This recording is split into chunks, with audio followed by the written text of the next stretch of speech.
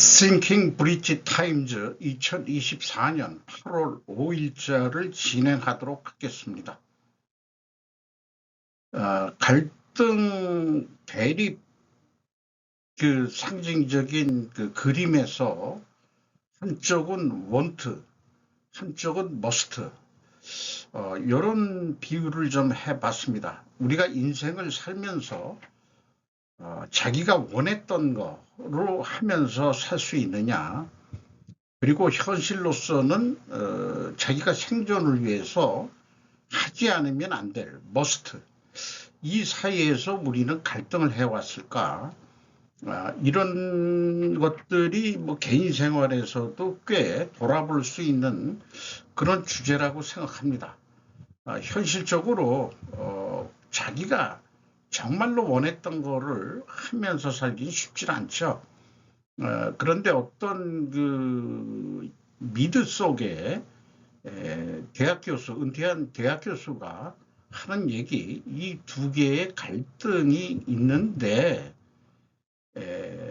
이성적인 판단이라는 것은 사랑하는 것이다.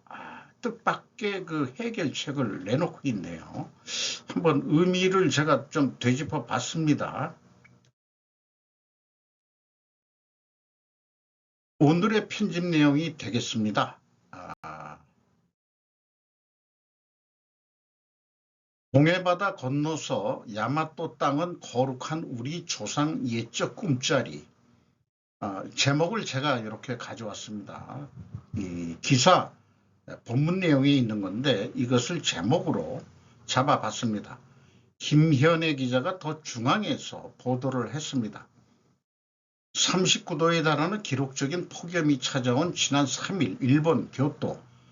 푹 찌는 체육관, 구슬땀을 흘리면서도 야구 선수 60여 명이 합창하기 시작했다. 한국어 교가다. 목청 높여 교가를 부른 건 한국계 민족학교인 교토국제고 선수들. 교토국제고의 뿌리는 1947년 거슬러 올라간다. 교토 지역 제1동포를 중심으로 민족교육을 위해 세워진 학교다. 47면이면은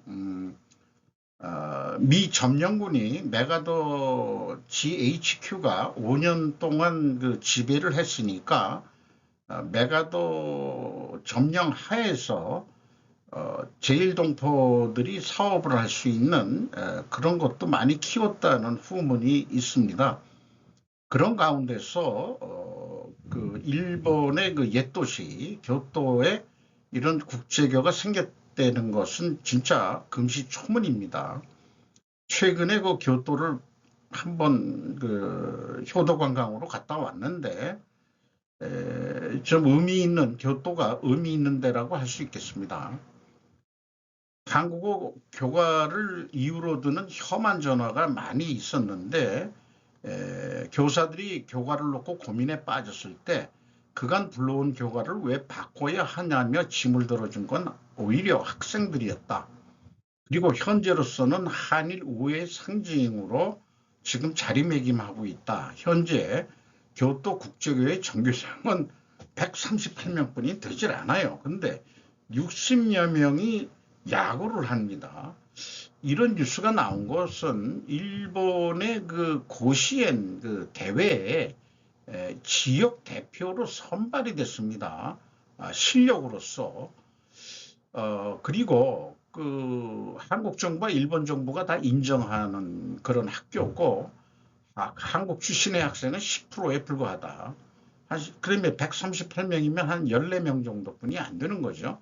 나머지는 일본 학생인데, 일본 학생들도 뭐 여러 고등학교 들어가서 야구를 하고 싶어도 여기에 들어가면은 그래도 좀 더 기회가 생기지 않겠냐. 그래서 들어온 학생들도 있을지 모르지만 한국어와 영어도 가르치고 일본어도 가르치다 보니까 최근에 K-팝과 드라마를 좋아해 입학하겠다고 나서는 일본 학생들도 늘었다고 그렇게 소개하고 있습니다.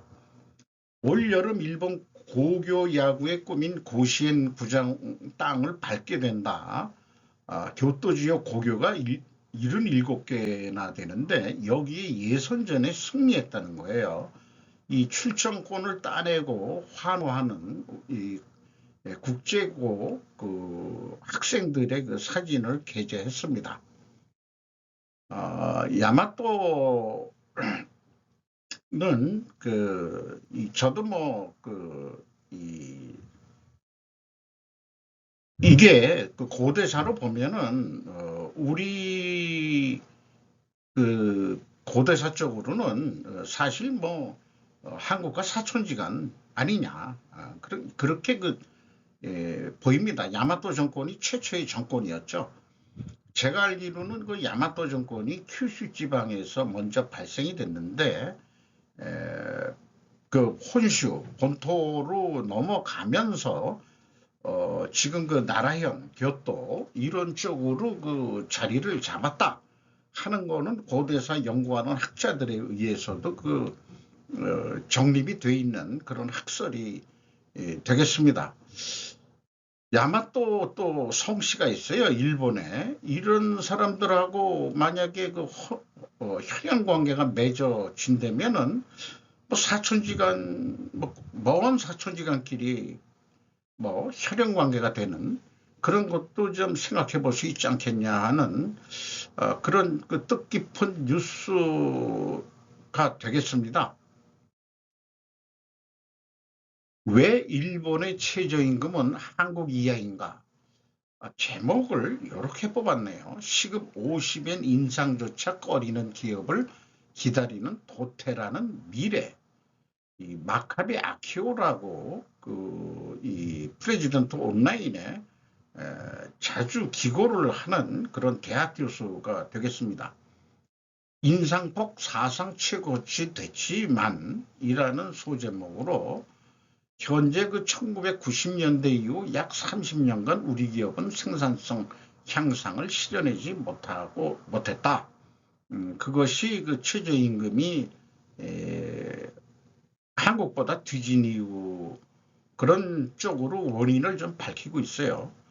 생산성을 소개하는 데는 부가가치를 나누기 인건비로 나눈 숫자다. 그게 이제 생산성인데 즉 얼마의 인건비를 사용해 얼마의 이익을 올렸는지를 나타내는 숫자다. 그런데 이 대목에서 저는 원가회계는 성과를 왜곡한다. 인건비로만 나눠가지고는 효과적인 생산성을 저는 측정할 수 없다고 봅니다. 그래서 저는 스르픈 나누기 5위에는 노무비도 들어가지만 경비도 들어갑니다. 그래서 오퍼레이팅 익스펜스 운영 경비인데 이거로 해야지 인건비만 가지고 따질 일은 아니다라고 생산성은 그렇게 주장하는 바입니다. 이것이 끊임없는 또 저의 분석 주제이기도 하고요. 상장사 순이익은 3분기 연속 역대 최대로 나오긴 나다. 그리고 제조업으로서는 자동차, 건기, 건설, 기계 이런 것들인데 인바운드 수요 증가는 음식, 숙박, 교통, 백화점 등 비제조업 기업도 증익을 달성했다. 또 앵화 약세도 기업 실적에 도움이 됐다. 이런 얘기인데 꽤 장문의 기고문인데 소제목만 좀 나열해 봤습니다. 중소기업도 내부 보유액 늘고 있다. 한국 최저임금 1083엔 우리 1030원이 된 거를 현재 일본 환율로 환산한 것 같습니다. 여기에 못 미쳤다. 왜 해외는 이 정도 임금 인상이 가능한가? 임금 못 올리는 기업은 일찌감치 퇴출된다. 기업구제 경제 정책만으로는 성장 분야가 늘어나지 않는다. 따라서 정부는 민간 기업의 리스크 테이크, 위험 감수를 적극 지원해야 된다. 물론 돈이 날아갈 수도 있겠죠. 벤처 투자라든지 이런 쪽으로 많이 지원해야 되지 않겠냐 하는 것으로 결론을 내고 있습니다. 현재 나라별 최저임금을 이 마카베 아키오라는 사람이 비교를 했는데 뉴욕이 2024년 1월 기준에서 엔화로 환산하면은 2312엔, 영국이 1919엔, 독일이 1965엔, 독일이 더 높군요. 제가 순서를 바꿔 써야 되네. 한국이 1083엔, 일본은 1000엔이었는데 이번에 54엔, 50엔이 올랐다는 얘기예요. 이렇게 되겠습니다. 이런 또 뉴스를 가져와 봤습니다.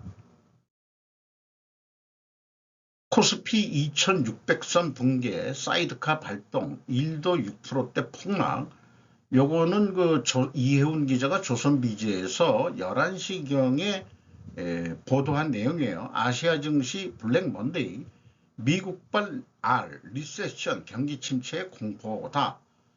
중동정 우려의 패닉.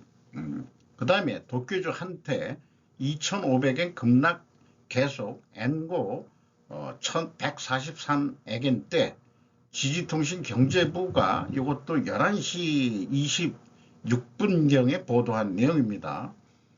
여기서도 원인은 미국 경제 급속한 악화에 대한 경계이다, 이렇게 얘기를 하고 있습니다. 또 엔저 주식 강세의 움직임이 그래서 반전되고 있다, 이렇게 얘기하고 있고, 동아일보에서는 이혜지 기자가 급락장의 매도 사이드카 발동, 코스피 200, 그 다음에 선물은 5% 급락했다.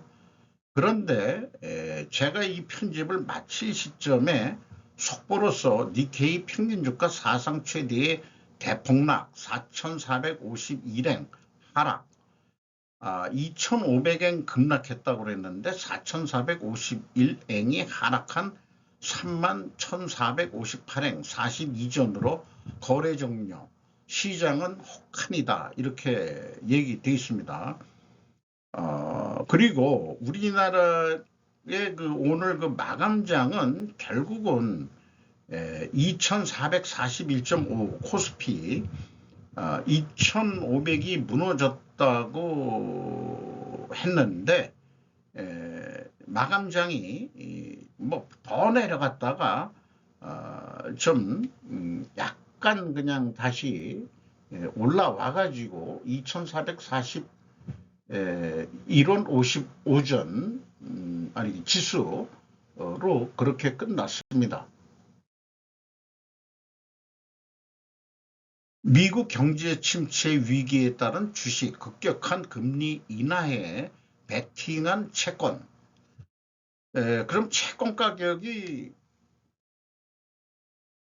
올라갈 걸 예상한다는 것 같습니다. 웨인콜, 로이터, 이건 또 오전 10시쯤이네요. 미국이 경기 침체로 향할 수 있다는 우려로 투자자들이 위험자산에서 밀려나는 반면 금리 인상을 성장을 구하기 위해 빠르게 하락해야 함에 따라 월요일 아시아에서 주식시장이 폭락하고 채권이 반등했다. 그러니까 채권 가격을 오른다는 얘기죠. 금리가 금리 인하가 된다면 투자자들은 금요일 나스닥 선물을 2.27 하락시키고 S&P 500 선물을 1.41% 하락시키면서 마감이 됐다. 유로 스탁이겠죠. 50 선물은 0.6, FTSE 선물은 0.2% 하락했다. 일본 니케이 지수는 무려 5.5%나 떨어져 7개월 만에 최저치를 기록하며 2011년 금융위기 이후 3거래일 만에 최대 낙폭을 기록했다. 국곡채는 10년물 수익률이 3.723%로 2023년 중반 이후 최저치를 기록하며 수요가 많았다. 그러니까 국채 가격은 오른다는 표현을 이렇게 하는 거죠. 골드만은 9월, 11월, 12월에 분기점 인하를 예상한다. 우리의 예측의 전제는 8월에 일자리 증가가 회복될 것이고 FOMC는 하방 위험에 대한 충분한 대응을 위해 25bp 인하를 판단할 것. 금리 0.25% 내린다는 거겠죠. JP모건의 분석가들은 미국 경기 침체 확률이 50%에 달할 정도로 더 약세를 점쳤다 그런 얘기네요. 캐피탈 이코노믹스의 조나스 골터만 수석 시장 이코노미스트는 미국에 대한 기대, 금리 차이의 변화가 위험심리 악화를 능가했다. 참 표현들이 전문적으로 나왔네요. 이렇게 미국 쪽 로이터에서도 아시아 증시가 폭락했다는 거를 얘기를 해주고 있습니다. 미국 경기가 침체될 조짐이다. 이렇게 예측하는 모양이죠. 그래서 또 미 경제 불안 가능성 고용 통계 받기라고 돼 있는데 트럼프 전 대통령 지지통신 외경부가 오전에 발표한 거예요. 조지아주 애틀란타 집회에서 연설을 통해서 잘 나가던 미국 노동시장의 둔화가 뚜렷해지고 있는데 대해 미국 경제가 불황에 빠질 가능성이 있다고 트럼프 전 대통령은 전망했다. 자신이 복귀하면 감세 등의 새로운 정책에 의해 호경기가 된다고 호소했다. 바이든 행정부는 그동안 코로나19 사태 이후 강력한 경기 회복에 따른 극복의 일자리 증가를 가장 중요한 성과로 내세웠는데 하지만 고용 상황이 더 나빠지면 대선에서 민주당 후보 지명을 확정지은 해리스 부통령에게 역풍이 될 것이라고 보인다. 고용 통계에 따라 미국 경기가 악화될 것이라는 우려로 주가가 또 급락했다. 고용 통계가 좀 내려가는 것 같아요. 실업률이 올라간다는 얘기 같습니다. 연방준비제도 이사회 FRB가 9월 차기 금융정책회의에서 변경폭이 평소의 2배인 0.5%의 대폭 금리 인하를 결정할 것이라는 관측도 나오고 있다. 트럼프 당선인이라고 그랬는데 대통령 후보 당선이겠죠. 해리스가 선거에서 이기면 곧 주가 등의 폭락이 일어날 것이라며 위기감을 부추겼다. 이렇게 관련 뉴스들이 모아졌습니다. 프랑스 올림픽의 즈음에서 이런 뉴스가 나왔네요. 프랑스 혁명은 지나쳤다. 최근 혁명 평가가 비판으로 바뀐 이유. 다카모토 히로미 프랑스 문학자하고 번역가로 소개를 하고 있습니다. 현대 비즈니스에 기고를 했는데 요 사파는 루이 16세를 단두대에서 모가지를 치는 요런 걸 보면은 단두대를 만든 프랑스인들의 잔인함 같은 게 느껴집니다. 파리 올림픽 개회식의 마리 앙뚜아네트 생수, 이 생수라는 게 살아있는 머리, 연출이 논란을 일으키고 있다. 루이 16세는 우매하지 않았어? 프랑스 혁명이라고 하면 국왕 루이 16세와 왕비 마리 앙뚜아네트가 참수된 것이 유명하다. 최근 연구에서는 루이 16세는 과학과 철학에도 깊은 교양을 가지고 농노제를 폐지하고 개신교와 유대인의 동화 정책을 추진하는 등의 영명한 군주로 외교적으로도 미국 독립전쟁에 지대한 영향을 미치는 등 뛰어난 계몽전제 군주였던 왕이었다고도 합니다. 라고 소개를 하고 있어요. 근녀는 지나친 운동으로서 비판하는 그런 경향의 분석이 있다. 이런 얘기네요. 이번 올림픽 개막쇼에 이런 거를 표현하는 프랑스인들의 정서가 도대체 뭘 주장하려는 건지 이거 보고서 너무 끔찍하다는 생각이 들어갔습니다. 하필 파리 올림픽을 프랑스 혁명에 연결해가지고 이렇게 개막쇼를 하는 저희가 뭐가 있는지 그런 생각을 좀 해보게 되네요. 그래서 이 다카모토 히로미라는 사람이 자기가 번역한 건데 물어라고 돼 있는데 물어라고 하는 표현이 우리나라에서는 쓰지 않는 용어가 돼가지고 개념을 잘 모르겠습니다만은 파리의 역사라고 해서 번역한 책인 것 같습니다. 연이어서 계속 소개를 하고 있는데 대혁명이라고 불리는 프랑스 혁명은 바스티유 습격이 계기가 된 것이 아니라 1789년 4월 26일부터 28일에 걸쳐 파리의 포브르 생탄트 완지구에서 일어난 대폭동 리베이용 사건을 경계로 하여 단번에 확대되었다고 생각하는 편이 좋을 것이다. 그에는 땅값 폭등이 심해져 일상적인 양식을 갖추지 못한 노동자들이 많았다. 리베리용이 빵 가격을 낮추기 위해 제안한 방법이 결국은 임금을 낮추는 것이라고 오해한 노동자들은 리베리용 등의 인형을 불태우고 그 집 겸 공장으로 몰려갔다. 유병대와 충돌하여 다수의 사상자가 발생했다. 그것은 단순히 경영자 대 노동자의 대립이 아니라 부유층에 대한 빈곤층에 먹기 위한 싸움이기도 했다. 전 건너뛰어가지고 성직자와 귀족 위의 평민이 제3신분이라고 불렸지만 CAS는 정치가인데 제1신분과 제2신분에 속한 자들의 특권을 폐하고 국민의 대표인 제3신분, 노동자의 이익을 지켜야 하며 산부의 인원수도 새 신분 대표를 동수로 하고 표결도 수로 할 것을 주장했다. 제3분의 사람들은 국민의회를 결성한다. 첫째 신분의 성직자들은 그곳에 합류하기로 결정했지만 둘째 신분의 귀족들은 강경하게 반대하여 국민의회의 회의장을 폐쇄하고 만다. 국민의회파는 6월 20일 베르사유 공전이 구의장에 모여 왕국의 헌법이 제정될 때까지 결코 해산하지 않을 것을 맹세한다. 마리 앙뚜아네트와 왕제 알투아 맥 훗날 샤를 10세에게 실권을 쥐고 있던 국왕 정부는 7월 11일 민중에게 인기가 있던 재무총관 자크 네케를 임명한다.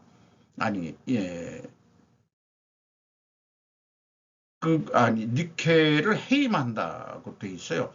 이 소식이 파리에 도착한데 파리 각지에서 불온한 움직이기 활발하게 움직이기 시작했다 해서 이 기사 이하로는 혁명이 더 확대되어가는 그런 것들을 소개를 하고 있습니다.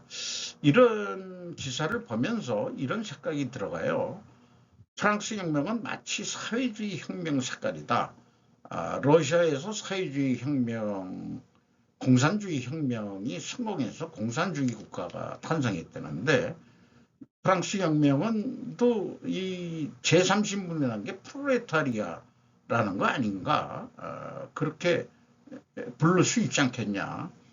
그리고 프랑스는 현대도 코민테르의 본거지 역할을 하고 있다고도 언급하는 그런 사람들도 있습니다. 우리나라 그 좌파 빨간 그 좌파 애들, 송영길이 같은 애들, 이런 애들 휴가 가고 또 그다음에 위안부 파리했던 무슨 국회의원 있죠? 그리고 뭐 파리의 운전사라고 한겨레 또 뭐 하고 관련됐던 그런 좌파 지식인들 이런 사람들이 대부분 파리로 망명하고 또 파리에 다녀오고 거기에서 만난 사람들이 프랑스에 있는 레프트 그런 쪽 조직들과 뭐가 연계되어 있는 거 그런 것들이 있다고 합니다. 잠깐 프랑스가 좌빨인 거는 맞는 것 같아요. 사도 가네야마가 조선인 노동자를 배려한 전시를 하는 이유 세계유산 등재의 이면에서 한국에 양보해야 할 사정이 있었다. 이렇게 얘기를 하네요. 데일리 신조에서 가장 큰 권리돌이었던 한국 뭐 이렇게 돼서 뉴스가 많이 나왔는데 군함동하고의 차이가 왜 강제노동 이런 역사를 표현하고 해야 되냐 하는 얘기는 군함도는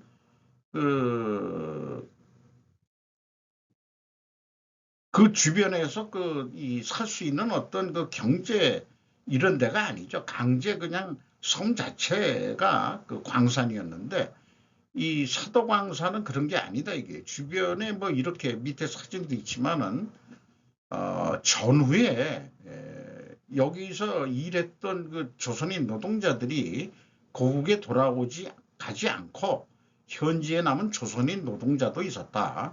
군함도와 다른 점은 이들의 후손이 사도에 있어 유력자가 되기도 한다는 점이다. 그러니까 이 사도광산이 있는 그 지역에 조선인 노동자 후예들이 유력 인사들이 돼 있는데 그걸 세계유산에 등재할 때 왜 우리 조상들의 얘기를 안 하느냐라는 게 있으니까 또 그 지역의 유력자다 이 말이에요. 그러니까 안 넣을 수가 없는 거지. 뭐 우리나라 외교부가 한겨레 같은 경우에는 뭐 내선일체를 했다는 등 뭐 그렇게 공격이 심한데 이거를 딱 읽어보면은 군함도하고의 차이가 이런 게 있구나. 그러니까 한국이 원하는 거 다 들어줘. 이렇게 됐던 거 아니냐. 근데 실질적으로는 한국 정부가 요구한 것도 있지만은 여기 보면은 사도에 있어 유력자들이 조선인들이 많이 있다. 이게 핵심일 것 같습니다. 이런 걸 솔직히 얘기하는 데일리 신조의 그 비판적인 기사, 이런 게 의미가 있다고 생각이 들어가네요. 독일과 필리핀 안보 위협 해결을 위한 방위협정 신속 타결 합의, 진 고메즈가 AP에서 보도를 했습니다. 우리나라에 와가지고 여러 그 관료들을 데리고 와서 한국에 있는 유엔사에 독일이 참여한다. 그거가 있은 다음에 필리핀으로 날아가서 방위협정 조만간 맺자 하는 기본 합의를 했다는 얘기예요.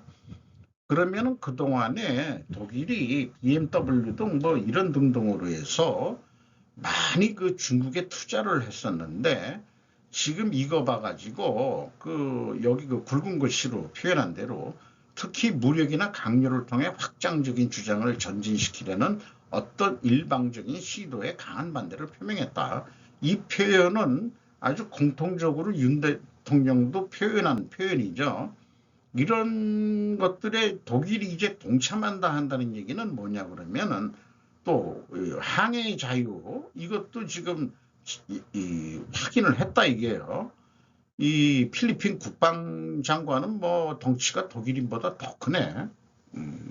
동양인 같이 생겼는데 그래서 이런 느낌이 듭니다. 동아시아로 눈을 돌리고 있는 독일, 한국 유엔사 가입에 필리핀과의 방위협정, 중국과의 디커플링 신호인가? 디커플링 신호인 것 같습니다. 중국을 믿고서는 독일 경제가 이제는 안 된다. 그러니까 돌아선 거예요, 독일이. 그 EU가 중국하고 좀 이렇게 하는데 독일이 반대를 많이 한 것도 있었는데 자기네들 국가 이익이 있어가지고 했는데 이제 국방장관이 나서면서 중국하고의 디커플링이 시작됐다고 저는 그렇게 생각이 드네요. 중동의 총성이 한국 짜장면 값을 올리는 이유 지정학의 나비 효과라고 거창한 이런 거는 이제 과대 표현, 과장 표현 같기도 하지만은 어쨌든 김기성 기자가 파이낸셜 뉴스에서 보도를 했습니다. 한이의 암살 직후 출렁인 유가 일단 하향세, 미국 침체 우려의 수요 감소, 유가 끌어내렸다. 요즘은 뭐 분쟁이 일어나도 미국의 석유를 왕창 생산하니까 국제 유가가 그렇게 올라갈 이유가 없어요. 그렇게 생각이 됩니다. 여기에 표현된 것은 하마스를 지지하는 팔레스타인 무장정파 하마스를 지지하는 한 여인이 자기 아들을 안고 아들은 이게 장난감총이 가벼우니까 이렇게 들고 있겠죠. 근데 이게 안고 있는 손이 이게 어떻게 앞에서 찍어서 그런 건지 이게 여자가 맞겠지? 남자인지 이 손이 여자 손인가? 여자도 뭔가 손에 뭘 들고 있는 것 같아요. 음, 한이의 피사를 규탄하는 시에 참여가 있는 이 히잡을 아주 눈만 보이게 쓴 그런 여인의 사진을 하고 있네요. 그래서 어쨌든 이런 변수가 우리나라가 지금 2%대 물가로 안정시키려고 그러는데 좌관 이번에 누구예요? 지금 한이의 암살로 인해 가지고 여러 가지 나비 효과로 인해서 한국 물가에 영향을 미치면 안 되니까 또 필요한 경우 농산물 비축 물량을 방출하는 등 수급 안정에 만전을 기해달라고 최상목 경제부총리명 기획장관이 지시했답니다. 근데 제가 이게 뭐 소설 같은 아주 엉뚱한 생각을 해보는데 팔레스타인이 유대교로 개종하고 이스라엘에 동화되어 한 나라가 된다는 소설은 불가능한가? 그러니까 종교적으로 안 될 것 같지만은 팔레스타인 보고서 이슬람을 믿고 있는데 유대교 믿고서 우리가 한 나라가 되자. 이게 가능할까요? 아니 뭔가 근본적인 해결은 뭔가 이 종교적인 측면에서 해결이 나와야 되지 않겠냐. 이 땅에서 같이 살려면은 뭔가 그러니까 휴전 협정 전까지 뭔가 강하게 이 휴전 협정에 허리를 굽히고 하마스가 나오게 만들려는 게 이스라엘의 전략 전술인 것 같아요. 제 느낌은. 어쨌든 참 종교적으로 다르면은 이게 참 어려울 것 같습니다. 평화라는 게. 우리나라는 다 수용하죠. 다 수용해서 지금 열심히 살고 있잖아요. 그런 거 보면은 참 우리나라도 종교백화점 같이 독특한 민족인 것 같습니다. 어떻게 보면은 한반도에 옛날에 기존 원주민이 있었는데 지금 살고 있는 우리 조상들이 내려오면서 뭔가 포용하고 살았을 거 아니에요. 그러니까 우리나라는 불교를 국교로 해가지고 삼국이 모두 불교를 해서 지배체제를 해서 불교가 과연 종교인지 아닌지 모르지만 그거로 통합할 수 있었다 이게요. 지금은 뭐 기독교, 가톨릭, 그 다음에 뭐 크게 나눠서는 그렇죠. 유교는 뭐 500년을 우리나라를 지배한 거지만은 종교라고 볼 수도 없고, 도덕 뭐 이런 거니까 윤리 그런 거로 지배를 해왔으니까 좀 뭐 완전히 다른 얘기가 되겠죠. 하마스 지도자 사례는 바이든과 네타냐후 사이에 더 큰 긴장을 부채질합니다. 피터 베이커가 뉴욕타임즈에서 보도를 했습니다. 자관 7월 24일 날인가 불러가지고 뭐 바이든 대통령하고 했는데 하면서도 살해하겠다는 거를 알리지 않았다 이게요. 한이의 총리 아니 하마스 지도자지. 바이든과 네타냐후가 말다툼을 벌였지만 두 동맹국은 한이의 살해에 대한 보복으로 위협받는 이란의 공격을 막기 위해서는 또 긴밀히 협력하고 있을 수밖에 없다. 그리고 휴전은 3단계 휴전 계획이 있는데 첫 단계는 하마스가 우선 33명의 인질을 인계하고 이스라엘이 42일간의 군사작전 중단 기간 동안 이스라엘 감옥에 수감된 팔레스타인들을 석방하는 것을 요구하고 있다. 한 1000명 정도 되는데 한 500명 정도는 자기네들은 안 돌아간다. 이렇게 된다는 것 같아요. 그리고 이스라엘은 하마스 팔레스타인들이 또 무장을 방지하기 위해서는 이른바 필라델피 회랑이라고 불리는 가자지구와 이집트 국경을 따라 형성된 좁은 땅의 통제권을 자기네들이 가져야 된다. 이런 뉴스는 뭐 계속 네타냐후가 주장했던 거죠. 팔레스타인을 거기 지금 가자지구에 살게 하더라도 무기들이 들어가게 만들어서는 안 된다. 그렇기 때문에 그 통제권은 이스라엘이 가져야 된다. 이런 상황을 다 인정했을 때 휴전이 되는 거지. 그렇지 않고서는 안 된다 이거예요. 어렵네요. 요거는 이제 그 7월 24일 날 네타냐후하고 바이든 대통령이 하던 것을 그냥 언론 이게 딱 공개 이렇게 한 사진을 했네요. 자, 김정은 얘기가 나왔습니다. 북한 지도자 250개의 핵 탑재 미사일 발사대 전방부대에 전달했다. 김동현 기자가 AP통신을 통해서 보도를 했습니다. 북한은 김정은 국방위원회 제1위원장이 미국의 위협에 대응하기 위해 군의 핵 프로그램을 끊임없이 확대할 것을 촉구하는 행사에서 250개의 핵 능력이 있는 미사일 발사대를 일선 군부대에 전달했다고 국영 언론이 월요일 보도했다.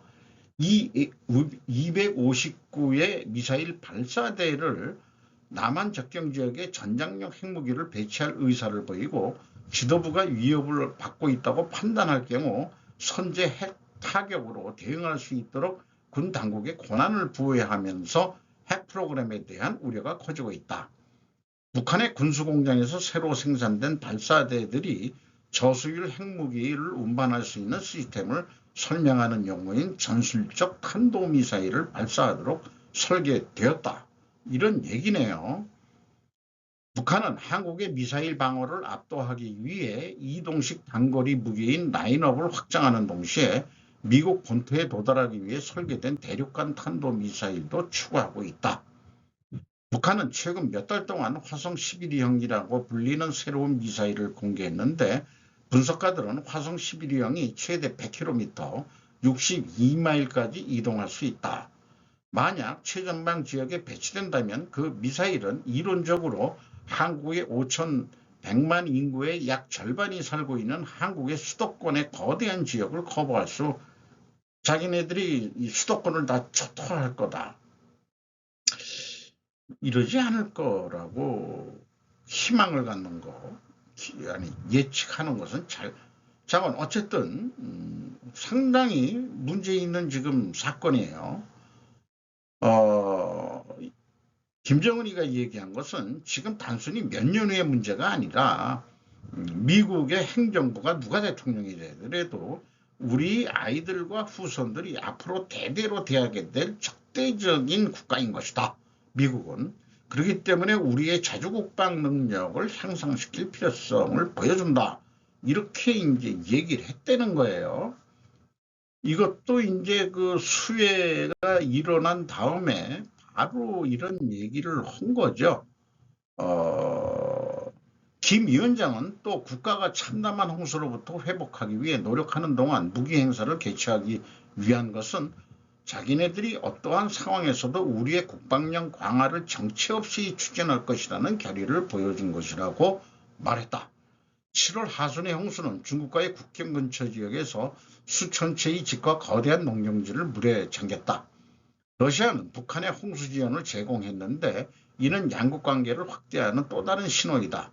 김 위원장은 최근 몇 달 동안 미국과 대치하고 있는 국가들과의 관계를 확대하고 신냉전이라는 개념을 받아들이고 푸틴 대통령의 서방과의 광범위한 갈등에서 연합전선을 보여주기 위한 외교 정책을 추진하면서 러시아를 최우선 과제로 삼고 있다.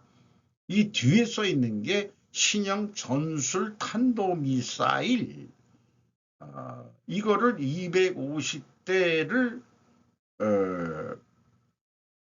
전방에 배치한다.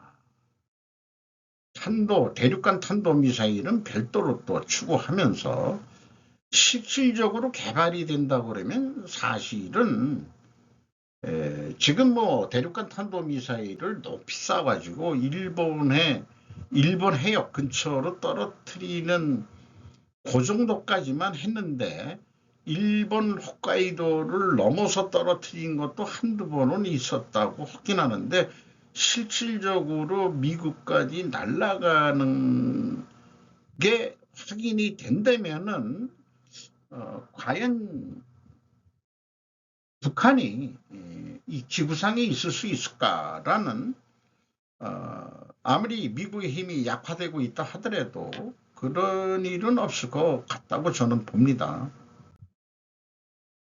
시골 땅 주인이 억만장자에게 공짜라도 좋다던 땅이 1평에 100만엔 반도체 공장 융지 거품에 들끓는 구마모토 현에서 무슨 일이 일어나고 있는가.